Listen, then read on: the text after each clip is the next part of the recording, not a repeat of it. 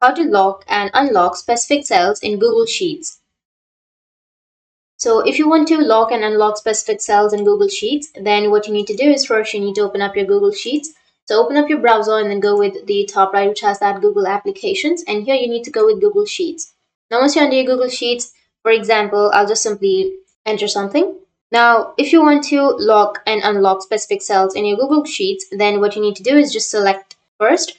Once you've selected, you need to right click on it and then go with view more cell actions. Now you will have protect range option. You can go with protect range from here, or you can also go with data, which is on the top, and here you will have protect sheets and ranges. You need to click on it. Once you click on it, now in the right side, you need to enter a description, which is, and after that go with range, and under range you need to select the range. So I've just selected from B3 to C5.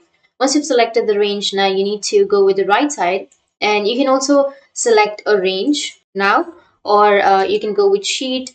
And here if you have sheet 1, sheet 2, then you will have options right here. You can simply select those sheet, and you can also exclude some cells. So you can simply click on accept certain cells and then you can remove those cells. But I'll just simply go with sheet 1, and now you need to go with set permissions. And here you will have two options. One is show a warning when editing this range, or restrict who can edit this range. So you can either select only you or custom people to edit that, or if you are trying to send someone this sheet, then you can select show a warning when editing this range. Or if you don't want the other person to edit, then you can go with restrict and only you, and then done. And the same changes have been saved. Now, if the other person tries to edit this, then they won't be able to edit. So that's how you can lock. Now, to unlock, you need to go with the second option, which was give a warning.